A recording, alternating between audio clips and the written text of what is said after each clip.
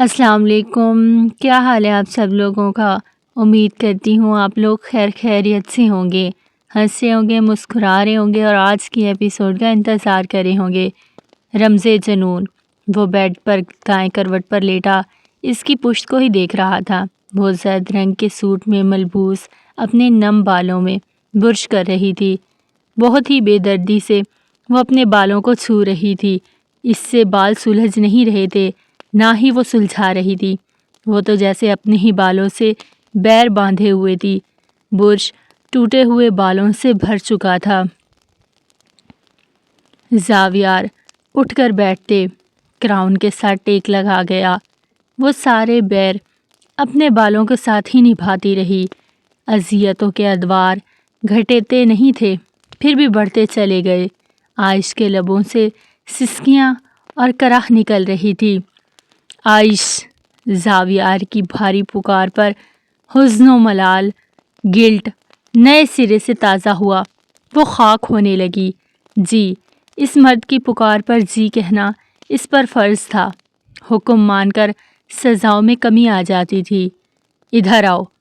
یہ مرد جب حکم دیتا تھا وہ جسم شل کر دیتا تھا۔ وہ اس کی طرف من قدموں سے بڑھنے لگی۔ برش لے کر آؤ! اس کے حکم پر وہ ٹھہری تھی، پھر برش پکڑا اور اس کی طرف کسی روبوٹ کی مانند چل پڑی۔ شاہی محل کی کنیزیں حکم کے پیچھے راز نہیں جاننے کی کوشش کرتی اور اسے بھی نہیں جاننا تھا۔ وہ اس کے قریب آ کر رک گئی تھی۔ زاویار نے اسے کلائی سے پکڑ کر اپنے سامنے بٹھایا۔ اپنے بالوں پر رحم کیوں نہیں کھاتی؟ وہ اس کی آنکھوں میں دیکھتے ہوئے پوچھ رہا تھا۔ رحم لفظ سے میرا کیا واسطہ؟ وہ تلخی سے مسکرائی۔ میں ہوں نا تم پر رحم کھانے کے لیے۔ وہ مسکرایا تھا۔ عائش اس جاہو جلال سے لیے مغرور آدمی کو دیکھے گئی۔ وہ مسکرائے تو ایک دنیا تسخیر کر سکتا تھا، مگر وہ مرد اس کے دل میں دھڑکتے لوتھڑے کو اپنے تابع نہیں کر سکا۔ زاویار اس کے قریب ہوتے اس کے بالوں میں انگلیاں پھیرنے لگا۔ سنہرے بال واقعی میں بری طرح الجھے ہوئے تھے۔ یہ اتنے الجھتے کیوں ہیں؟ اس سوال کا جواب تو عائش کے پاس بھی نہیں تھا۔ وہ کیا جواب دیتی کہ یہ بال اتنے کیوں الجھتے تھے؟ شاید اس مرد کی بے درد قربت کی وجہ سے عائش نے گہری سانس لی تھی۔ جواب تھا، مگر تھپڑ کھانے کی صحن نہ تھی۔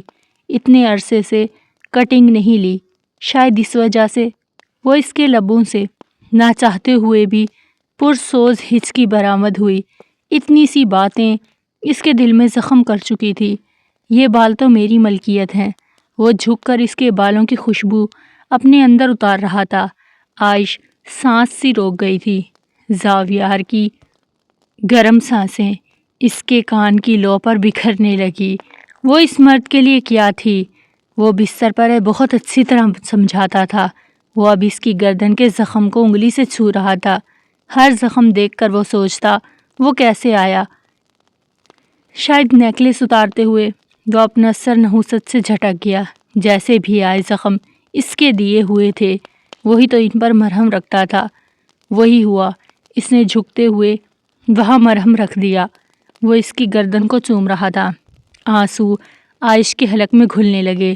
ذلتوں کے بعد ملنے والا مرہم اچھوت کی طرح لگا۔ مرد سے ملنے والی مار روح کھینچ لیتی ہے۔ اب جو بھی وہ مرہم رکھے کوڑوں کی طرح تھا۔ اب وہ اس کی کلائیاں جکڑے اس پر انگلیاں ٹریس کر رہا تھا۔ زخم ہی زخم، جلن ہی جلن۔ وہ سسک بھی نہ سکی تھی۔ تمہیں اپنے ساتھ یہ نہیں کرنا چاہیے تھا، وہ اب جیسے اس سے افسوس سے کہہ رہا تھا۔ میرے رومیو اور ٹاٹا کو مار دیا تم نے۔ زاویار کی گرفت یکدم سخت ہوئی۔ عائش کی آنکھوں کی نمی گہری ہوئی۔ وہ اس کے زخموں پر بے دردی سے انگوٹھا ٹریس کرنے لگا۔ میرے رومیو اور ٹاٹا کو مارا۔ وہ الفاظ دہراتے ہوئے اس کی کلائیاں سختی سے دبوچے ہوئے تھا۔ وہ اس کے زخموں پر بے دردی سے انگوٹھا ٹریس کرنے لگا۔ میرے رومیو اور ٹاٹا کو مارا۔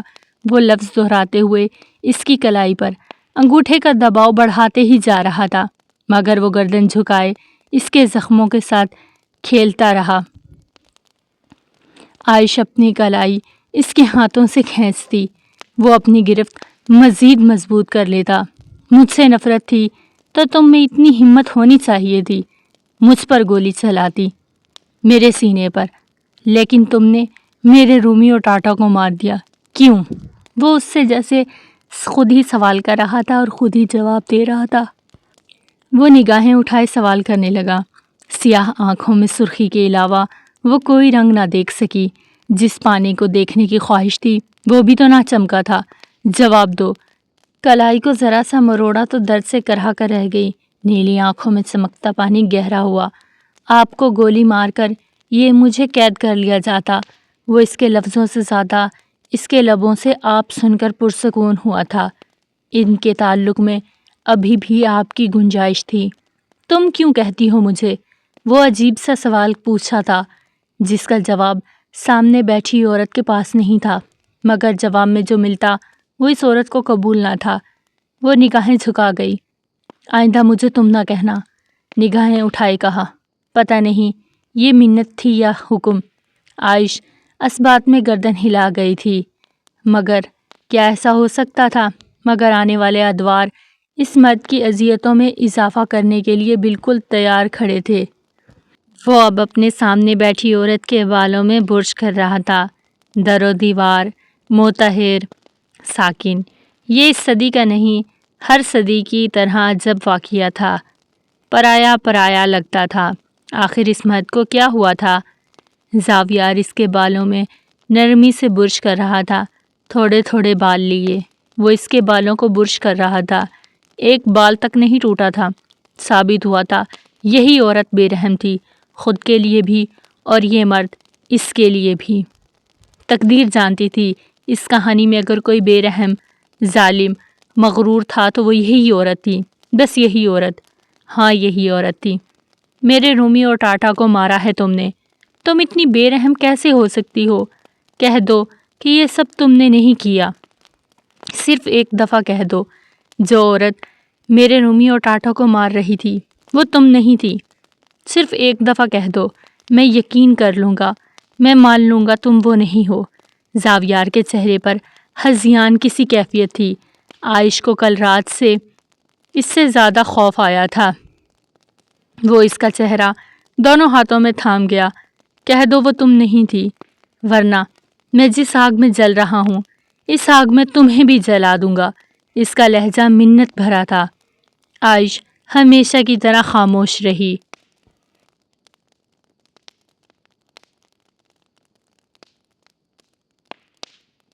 جلنے کا ڈر ہوتا تو وہ اس آگ میں کودتی ہی کیوں؟ اگر یہ مرد بے سکونہ تھا تو وہ راحت میں تھی۔ عائش کی خاموشی پر زاویار کا چہرہ تاریک ہونے لگا۔ وہ اس کے جھوٹ پر یقین کرنا چاہتا تھا، مگر وہ تھی اس کے یقین کے لیے جھوٹ نہ بولنا چاہتی تھی۔ زاویار کا ہاتھ اس کی گردن پر آن ٹھہرا۔ وہ پرسکون رہی۔ وہ دباتا ہی چلا گیا، مگر وہ پھر بھی پرسکون رہی۔ چہرہ نیلا ہونے لگا، مگر وہ پرسکون رہی۔ زاویار کا چہرہ سرخ تھا، سانس دھونکنے کی مانند چلنے لگی تھی، مگر وہ عورت بے رحم ہی رہی۔ نہ مزاحمت کی، نہ گھٹی گھٹی چیخیں برآمد ہوئیں۔ وہ اپنی جان اس مرد کی ملکیت کر رہی تھی۔ اس مرد کو تو خوش ہونا چاہیے تھا، مگر نفرت، بے سکونی، انتقام، یہ وہ سارے جذبے تھے جو اس آگ کو مزید بھڑکا رہے تھے۔ جب وہ مزید بھڑک رہے تھے، انتقام کہتا تھا اس عورت کا خون، اس عورت کی لاش بھی زمین کھا جائے، جیسے اس کے بھائی کی لاش نہ مل سکی، مگر دل میں کہیں سلگتا جذبہ روتا رہا۔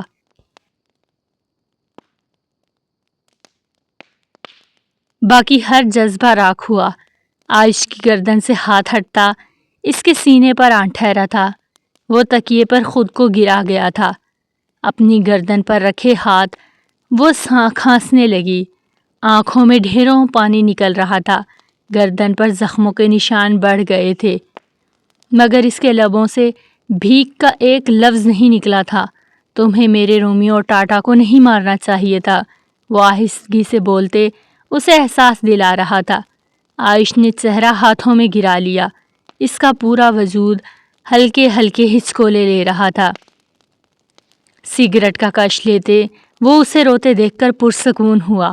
اس کی کلائیوں کے زخم، گردن پر اس کی انگلیوں اور زخم کے نشان، گال اور پیشانی پر بھی زخم تھے۔ اس کے رومیو اور ٹاٹا کو مارا یہ زخم تو اس کے سامنے کچھ بھی نہیں تھے۔ ان زخموں پر صرف اسی عورت کا حق تھا۔ یہ زخم اسی عورت کے لیے بنے تھے۔ اس عورت کا ہارٹ ہونا بنتا تھا۔ وہ زہریلا دھواں اپنے اندر آہستہ آہستہ اتارتے اسے دیکھ رہا تھا۔ میں بدلہ لینا چاہتا تھا۔ میں تمہارے دکھوں کا مداوع کرنا چاہتا تھا۔ میں چاہتا تھا تم کبھی نہ رو، مگر وہ سر کے نیچے اپنا بازو رکھے زور زور سے ہنسا تھا۔ مگر اب مجھے لگتا ہے تم روتی ہوئی زیادہ اچھی لگتی ہو۔ سیاہی مائل لبوں سے دھوئیں کے ساتھ شفاف مسکراہٹ بکھری تھی۔ لفظ نہ نکلا تھا۔ کوئی پوچھے مجھ سے سکون کیا ہے، میں کہوں گا عائش کا رو رو کر مر جانا۔ وہ کیسے کہہ رہا تھا، مگر وہ یہ سب کہہ رہا تھا۔ اس وقت وہ برحق بھی تھا۔ یہ عورت یہی سب کچھ ڈیزرو کرتی تھی۔ عائش نے ہاتھوں سے چہرہ نہ اٹھایا تھا۔ وہ یوں ہی سسکتی رہی۔ پاؤں دباؤ میرے۔ وہ سلگ ہی اٹھا تھا۔ یہ آنسو اسے سکون ہرگز نہیں دے رہے تھے۔ دل میں بھٹی مزید سلگ رہا تھا، مگر ماننا کہاں تھا۔ وہ اپنے آنسو صاف کرتے اس کے پاؤں دبانے لگی۔ وہ مزید بے چین ہونے لگا۔ آخر سکون اس سے روٹتا ہی کیوں جا رہا تھا۔ دل میں پہنچتے جذبات اب دہائیاں دینے لگے۔ یہ عورت اس کے سینے سے لپٹ پڑے اور وہ ہمیشہ کے لیے راحت پا جائے، مگر وہ ایسے نہیں جیسے ہر روز لپٹتی تھی۔ کچھ الگ طریقہ ہو، ایسے جیسے وہ اس سے لپٹتا تھا۔ عائش کے بال اس کے دائیں کاشانے پر بکھر گئے۔ اس کا چہرہ چھپ گیا تھا۔ وہ مزید بے چین ہوا۔ وہ یکدم بے سانس ہوا تھا۔ اس عورت کے بال بھی اس کے سانس روکنے کی اہلیت رکھتے تھے۔ وہ ان بالوں کو چھونے کے لیے بےتاب ہوا تھا۔ وہ اس کی کلائی کھینچتے اسے اپنے سینے میں قید کر گیا۔ عائش اس کے سینے میں سماتے پھوٹ پھوٹ کر رو رہی تھی۔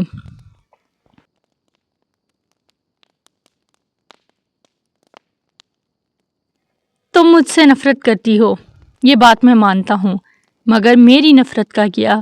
وہ اس کی تھوڑی اٹھائے پوچھا۔ بھاری مخمور لہجہ، سیاہ آنکھیں چوٹ کھائے تھیں، مگر نفرت ان میں ڈھونڈنے سے بھی نہیں ملتی تھی۔ میری نفرت چٹان ہے، عائش نے بھرائی آواز میں کہا۔ زاویار مسکرایا تھا، مگر تپش زیادہ۔ جھناکے سے کئی کرسیاں ٹوٹتے زاویار کے وجود میں پیوست ہوئیں، مگر لبوں پر وہی شفاف مسکراہٹ رینگتی رہی جو دھڑکن روک دیتی تھی۔ اگلے کچھ دن تک تمہارے زخموں کا علاج نہیں ہوگا، یہ یوں ہی تازہ رہیں گے، اور انہیں دیکھ دیکھ کر تم ایسے ہی رہوگی۔ وہ اس کی شہرک پر انگوٹھا پھیر رہا تھا۔ عائش نے سسکی لیتے آنکھیں موندی۔ کہہ دو تم مجھ سے نفرت نہیں کرتی، صرف ایک بار میں تمہیں رومیو اور ٹاٹا کا خون معاف کر دوں گا۔ وہ منت کر رہا تھا یا حکم دے رہا تھا، وہ خود بھی نہیں جانتا تھا۔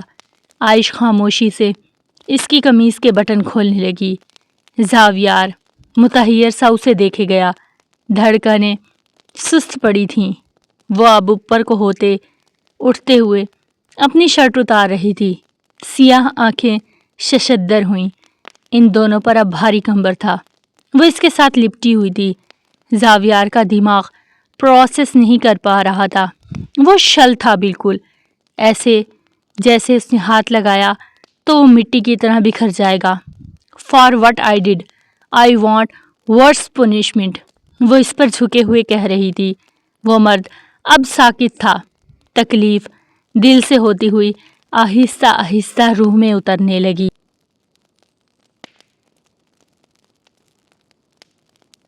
کم سے کم وہ اب اس عورت کے لیے ایسا نہ رہا تھا۔ وہ آزردہ ہوا تھا۔ وہ سچ میں خود کے لیے بے رحم تھی۔ I will give you what you deserve, وہ جواباً اس کی کان میں پھکارا تھا۔ بالکل، میں تمہیں وہی سزا دوں گا جس کی تم حقدار ہو۔ عائش کی برہنہ کمر پر زاویار کا ہاتھ سختی سے لپٹ گیا تھا۔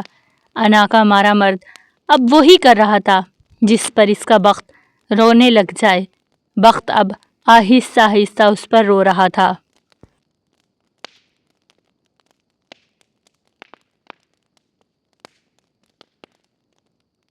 امریکہ کے ایک فلیٹ میں بیٹھے اس مرد کی سانسیں اٹک سی گئی تھیں۔ وقت، لمحے، سب کچھ ساکن ہو گیا تھا۔ دھیمے دھیمے مگر تیز دھار چاقو سے کوئی اس کی شہرک کاٹ رہا تھا۔ یہ کیسا انتقام تھا جو قدرت نے اس مرد سے لیا تھا؟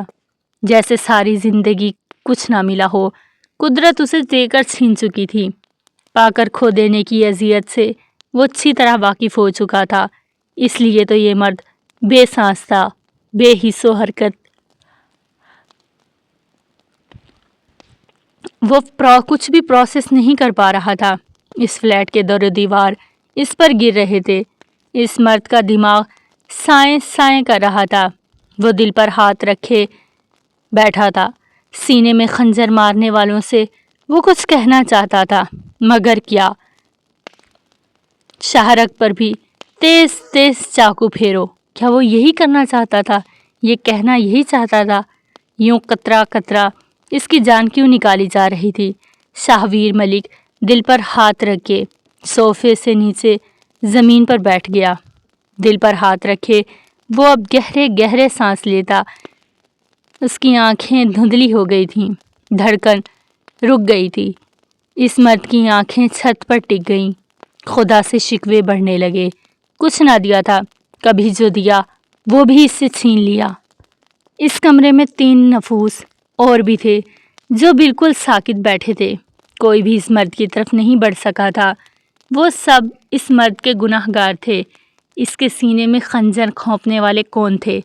اس کے اپنے یا پھر اس کی بے رحم تقدیر؟ وہ چہرہ دونوں ہاتھوں میں گرا گیا تھا۔ وہ مرد رو پڑا تھا۔ اف! قدرت یہ کیا دکھا رہی تھی؟ اونچا لمبا 6 فٹ مرد جسے دشمن بھی نہ ہرا سکے، سیاہ چین کی بے رحم برف بھی نہ پگھلا سکی۔ وہ مرد رو رہا تھا۔ ارے کوئی بتائے اس مرد کو محبت میں کیا 6 فٹیا اور کیا 2 فٹیا؟ محبت رلانے پر آ جائے، بڑے بڑے شاہ سوار کو منہ کے بل گرا دیتی ہے۔ میجر شاہویر ملک زمین پر بیٹھا ایک بچے کی مانند رو رہا تھا۔ وہاں بیٹھے 3 نفوس بھی رو رہے تھے۔ ابھی تو اس مرد کو یہی بتایا گیا تھا، اس مرد کی محبت کسی اور کے حصے میں چلی گئی ہے۔ یہ تو بتایا ہی نہیں تھا اس مرد کی محبت اس دنیا میں بھی نہیں رہی۔ عائش کو اس بے رحم ذلیل انسان نے مار دیا ہے۔ صبرینہ ملک نے ہچکی لیتے بتایا تو وہ دھندلی آنکھوں سے انہیں دیکھنے لگا۔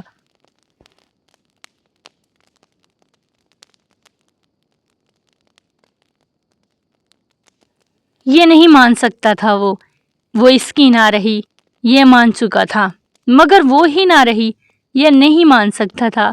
وجدان ہوتے تو وہ اسے بتاتا۔ اسے وجدان ہوا تھا کہ وہ زندہ ہے۔ وہ بنا کچھ کہے اپنے سینے پر ہاتھ رکھے باہر نکل آیا تھا۔ وہ لاس اینجلس کی سڑکوں پر مارا مارا پھر رہا تھا، سیاہ سفید پینٹ پر سفید شرٹ پہنے ہوئے۔ سیاہ کوٹ بھی تو تھا اس کے وجود پر۔ یہ گرم کوٹ اسے سرد ہواؤں سے بچا رہا تھا، مگر چلتے چلتے وہ گرم کوٹ اتار کر پھینک چکا تھا۔ یہ کوٹ اس کی سانسوں کے لیے بندش تھا، مگر کوٹ اتار کر بھی اٹکتی سانسیں اٹکتی ہی رہی۔ وہ لرز رہا تھا، بری طرح سے لرز رہا تھا۔ ہاتھ پیر پورا جسم سوکھے پتے کی مانند کپکپا رہے تھے۔ وہ برفیلی ہواؤں کی شدت کے باوجود پسینے میں ڈوب گیا۔ یہ کوئی دورہ تھا جو اس مرد کو پڑ چکا تھا۔ اس کی آنکھیں، وجود، سب جل رہا تھا۔ کالام جا کر میں کسی خان سے نکاح کر لوں گی۔ کاش وہ عائش ملک کے چہرے پر تھپڑ مار دیتا، وہ اسے یہ لفظ بولنے سے روک دیتا۔ تقدیر اتنی بے رحم کیسے ہو سکتی تھی جو ان لفظوں کی سزا دیتی؟ کرتے رہنا تم پھر جانان جانان۔ اس کے لب آہستہ آہستہ ہلنے لگے، سینے پر چھریاں کھونپی گئی تھیں، خون ہر پور سے رس رہا تھا۔ وہ اس لڑکی کو کھو چکا تھا، جس کی وجہ سے وہ جیتا آیا تھا۔ وہ سڑک پر بیٹھ گیا۔ اس کے لب جانان جانان کر رہے تھے۔ وہ اب روتے ہوئے گنگنا رہا تھا۔ سڑک پر چلتے لوگ اسے رک رک کر دیکھتے، پھر آگے بڑھ جاتے۔ ان سڑکوں پر روز ہی کسی عاشق کا دل ٹوٹتا تھا۔ کرتے رہنا تم پھر جانان جانان۔ اس کے لب آہستہ آہستہ ہلنے لگے۔ سینے پر چھریاں کھونپی گئی تھیں۔ خون ہر پور سے رس رہا تھا۔ وہ اس لڑکی کو کھو چکا تھا جس کی وجہ سے وہ جیتا آیا تھا۔ وہ سڑک پر بیٹھ گیا۔ اس کے لب جانان جانان کر رہے تھے۔ وہ اب روتے ہوئے گنگنا رہا تھا۔ سڑک پر چلتے لوگ اسے رک رک کر دیکھتے، پھر آگے بڑھ جاتے۔ ان سڑکوں پر روز ہی کسی عاشق کا دل ٹوٹتا تھا۔ کرنل خاور پر یکدم سکتہ طاری ہوا تھا۔ میجر شاہویر ملک اس حال میں۔ شاہویر! کرنل رافع نے اس کی طرف بڑھتے اسے پکارا، مگر شاہویر ویسے ہی بیٹھا رہا۔ شاہویر! ان کی پکار سخت ہوئی۔ اس مرد تک اب کسی کی پکار بھلا کب پہنچنے والی تھی؟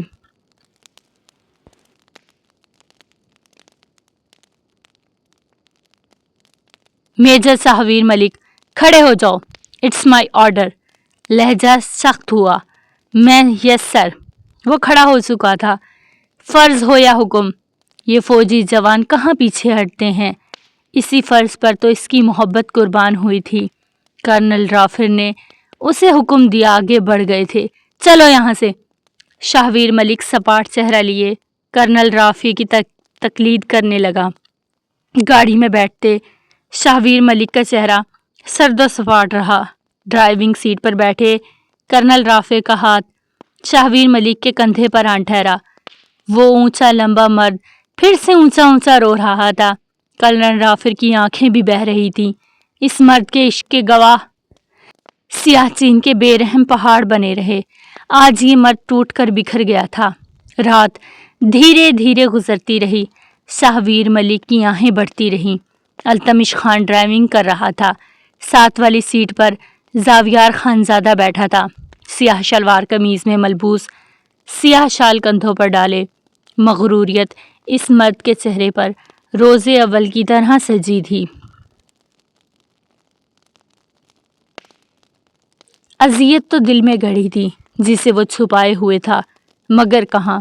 وہ اذیت نہیں، وہ صرف ایک پھانس تھی جو دل میں انی کی طرح گڑھی تھی۔ اذیت تو تب ہوئی جب وہ عورت اس کی نہ ہوتی۔ وہ اس کی تھی، صرف اور صرف اس کی ملکیت۔ وہ منہ پر ہاتھ پھیرتے مسکرایا۔ محبت میں الہام ہوتے ہیں تو وہ جان سے جاتا۔ محبت کی ناقدری کرنے والے خاک ہو جاتے ہیں، اور وہ اپنی ہی محبت کی ناقدری کر رہا تھا۔ التمش، وہی باروب بھاری آواز کہ دنیا رک جائے۔ وہ منہ پر ہاتھ پھیرتے مسکرایا۔ جی خان۔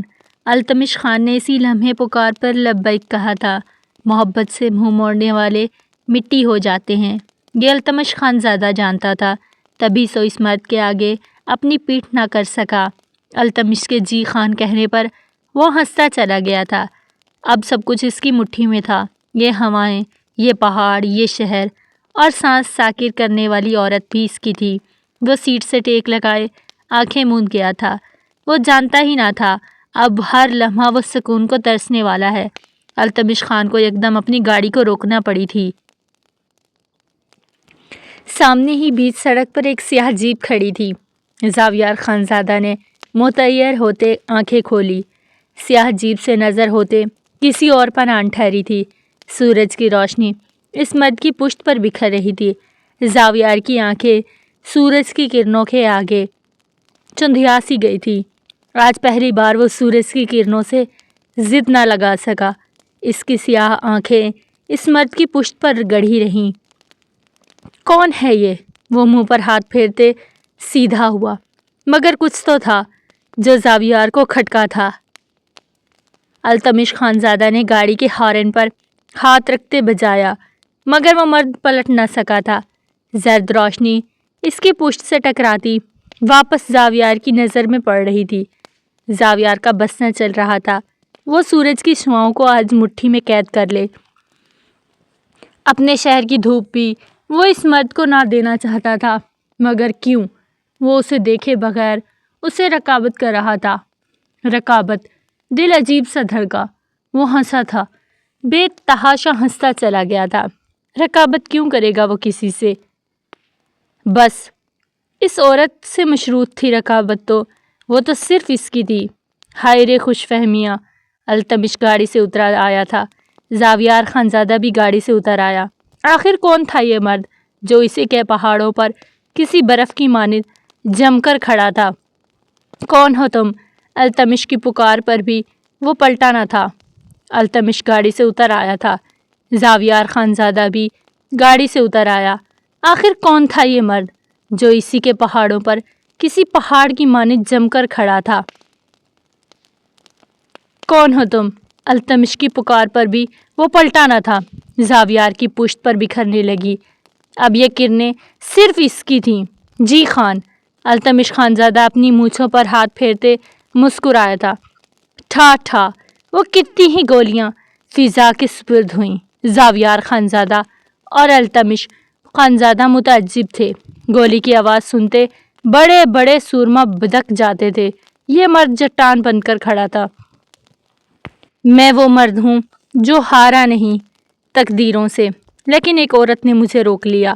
میں سرحد بن کر پلٹ گیا تھا۔ سرد روشنی اس مرد کے چہرے پر پڑنے لگی۔ سورج کی کرنوں نے اپنا رخ بدل دیا تھا۔ وہ دھوپ میں کھڑا آگ کی تپش سے محروم لگتا تھا۔ سیاہ آنکھوں والا مرد چھاؤں میں کھڑا تھا۔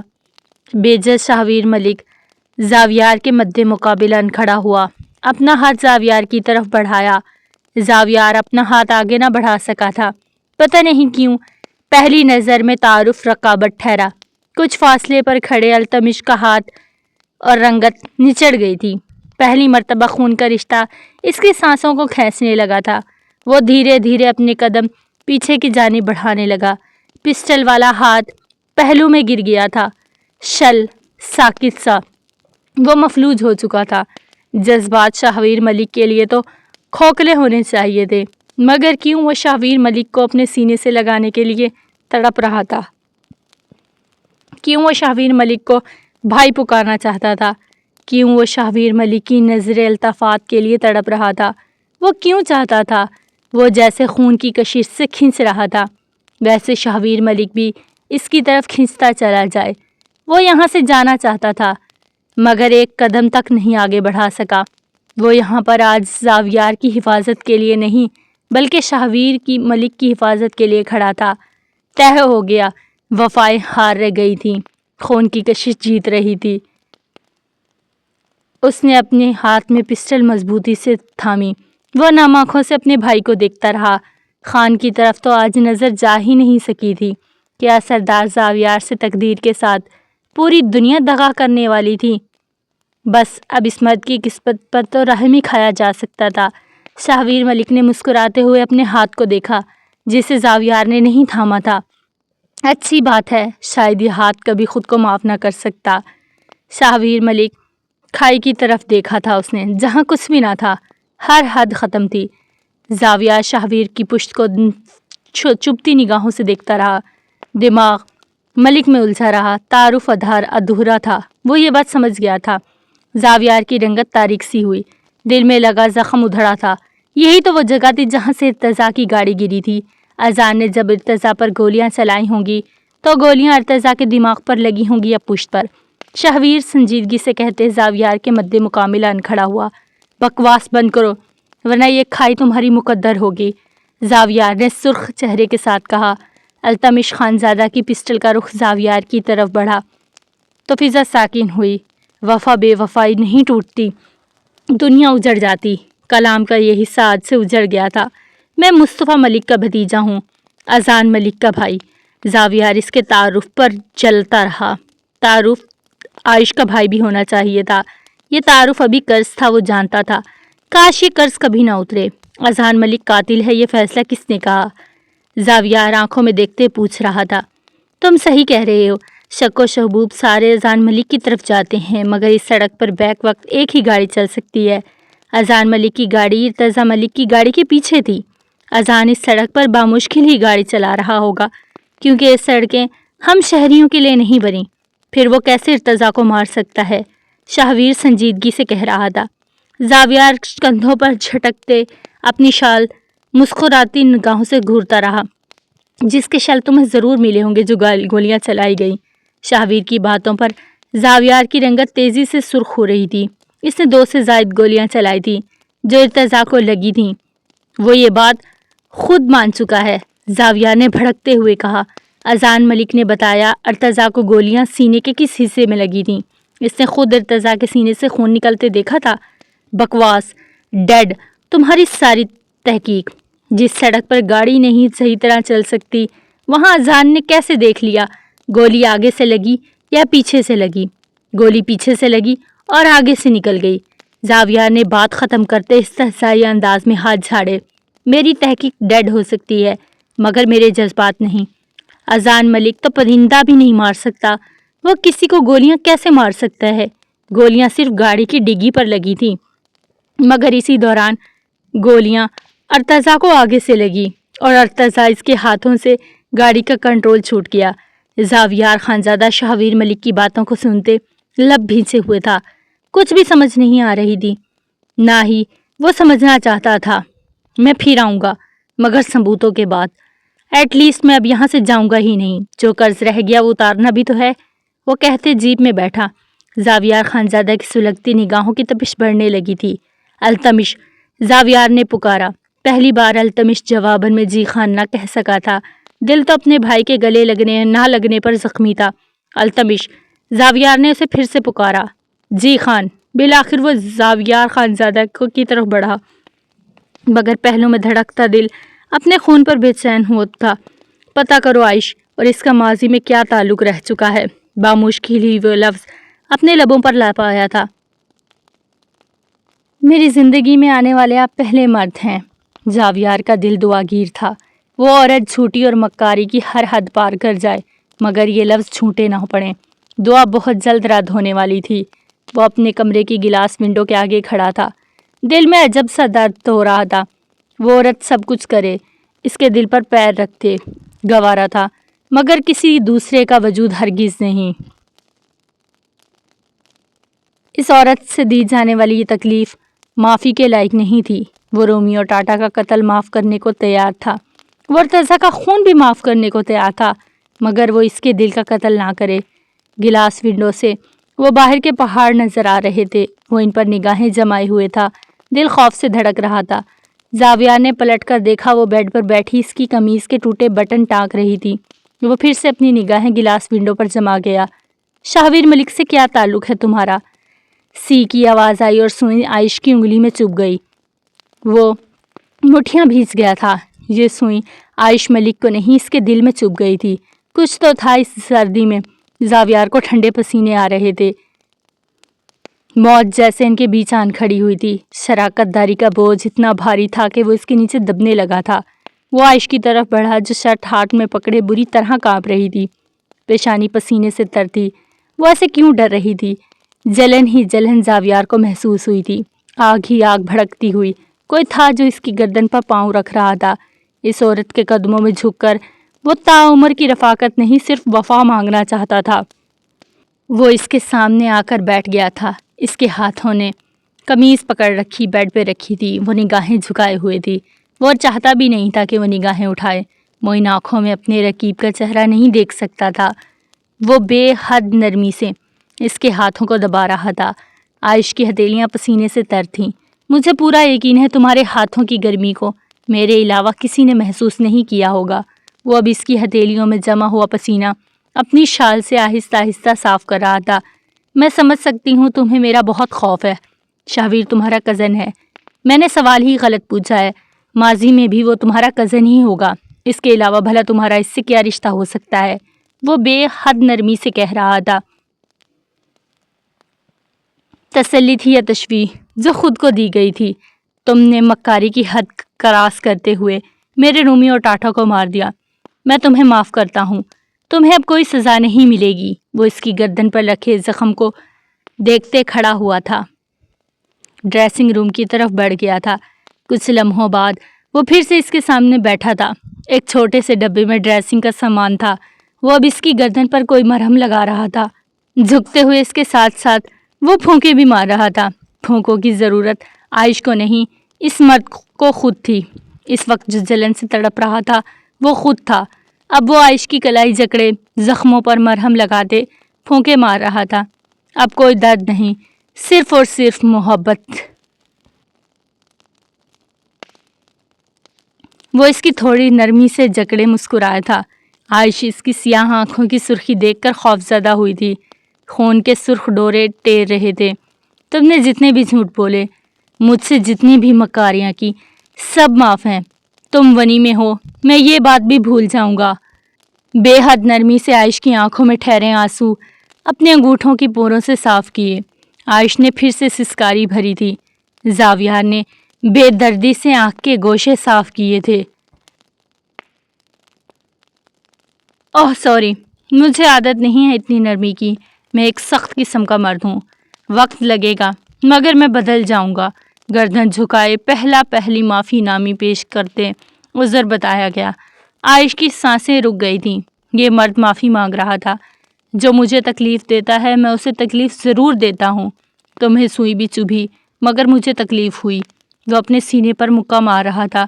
عائش پیچھے کو کھسکی سی، وہ اسے بازوں سے جکڑے اپنے قریب کر گیا۔ سوئی تمہیں نہیں چبھنی تھی چاہیے تھی عائش، وہ گرجا تھا۔ عائش سمجھتے ہوئے اسے دیکھ رہی تھی۔ اگر اس وقت سنگ کی، وحشی کی ڈیفینیشن دینی ہوتی تو وہ بلا جھجک کہتی زاویار خانزادہ۔ سوئی کیسے تمہیں چبھ سکتی ہے آخر؟ وہ اس کی انگلی پکڑے دیکھ رہا تھا جہاں سوئی چبھی تھی۔ شاہویر ملک صرف ایک بزرگ سا نام ہے جسے سوئی سن کر تمہیں سوئی کیسے چبھ سکتی ہے؟ اس کا لہجہ آہستہ آہستہ پرسرار ہوا۔ وہ اس بات پر بے حد پریشان لگ رہا تھا۔ عائش انگلی پکڑے منہ میں ڈالی تھی۔ دوسرے پل عائش کے لبوں سے چیخ برآمد ہوئی۔ وہ اس کی انگلی پر کاٹ گیا تھا۔ یہ درد میرا دیا ہوا ہے میری جان۔ کسی دوسرے مرد کے نام کی سوئی بھی تمہیں چبھے گی تو وہ بھی میرے دل پر لگے گی، پر تمہارا چہرہ بے رنگ ہونا چاہیے جیسے ابھی ہوا۔ تم بے رنگ، لٹھا، سفید۔ وہ اس کے گال پر ہاتھ رکھ کے کہہ رہا تھا۔ عائش نے اسی لمحے اسبات میں گردن ہلائی تھی۔ وہ مسکراتے ہوئے اب اس کی انگلی چوم رہا تھا۔ مجھے پورا یقین ہے، نفرت ہو یا محبت تم صرف مجھ سے کرو گی، پورے یقین سے کہتے وہ اس کے پہلو میں لیٹ گیا، ہاتھ بڑھا کے عائش کے نازک وجود کو اپنی باہوں میں قید کر گیا تھا۔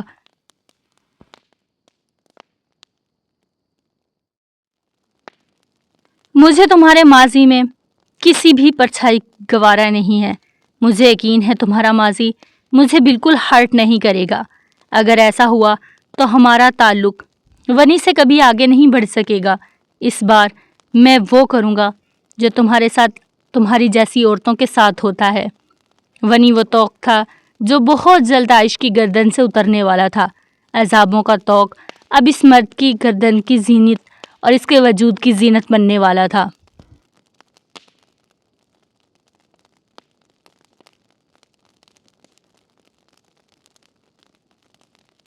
تم میری ہو، میں یہ بات بہت اچھے سے جانتا ہوں۔ اس کی دھڑکنوں پر اپنی مہر لگاتے اس کی سرگوشیاں آہستہ آہستہ بڑھ رہی تھی۔ تم بس میری ہو، میں یہی بات جانتا ہوں۔ وہ کسی ضدی بچے کی مانند ایک ہی بات کی رٹ لگائے ہوئے تھا۔ بڑھتی ہوئی شیو، زخموں سے چور، وہ اس گندی سی جگہ پر پڑا کرہا رہا تھا۔ یہ کوئی بوسیدہ سا کمرہ تھا جہاں پچھلے کئی مہینوں سے اسے رکھا ہوا تھا۔ یہ لوگ کیا چاہتے ہیں اور یہ لوگ کیا چاہتے تھے، وہ اس بات سے بے خبر تھا۔ وہ سمجھ نہیں سکا تھا۔ کیا چاہتے ہو بتا دو، اور اتنے مہینوں سے مجھے قید رکھا ہے اور کتنے مہینے قید رکھو گے؟ وہ روز کی طرح چیخ رہا تھا، مگر اس کی ہر بات سنی انسنی کر دی گئی تھی۔ لالا، کہاں ہو آپ؟ آپ کا بھائی یہاں گل سڑ رہا ہے۔ وہ گندے سے بستر پہ بیٹھا، وہ روز کی طرح رو رہا تھا۔ کھانے کے برتن وہ اٹھا کر پھینک چکا تھا۔ اب اس قید میں وہ مرنا چاہتا تھا۔ موت، صرف اور صرف موت۔ جب زندگی موت لگنے لگے تو سمجھو سب ختم۔ اس کمرے کے باہر پہرے دار سے اسے کوئی خوف محسوس نہیں ہوا تھا۔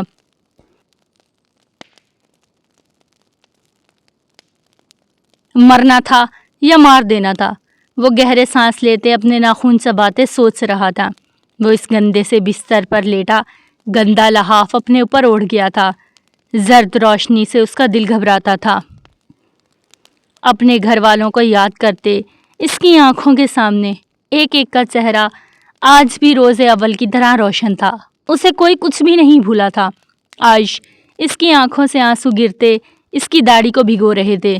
اس کی محبت وقتی نہیں تھی، نہ کم عمری میں لپٹی ہوئی کوئی اٹریکشن۔ موت کی خواہش کرتے ہوئے بھی ایک چہرہ یادوں سے لپٹا رہا۔ یہ کیسا عشق تھا جو مرد کر بھی جینے پر اکساتا تھا۔ چلیں جی، ایپیسوڈ جاری ہے، آگے بھی آپ لوگوں کو نئے ایپیسوڈز ملتی رہیں گی۔ اگر اچھی لگی ہو تو آپ لوگ میرے چینل کو سبسکرائب کر دیں، بیل آئیکن کے پریس کر دیں تاکہ آپ کو ایپیسوڈ ملتی رہیں۔ اللہ حافظ۔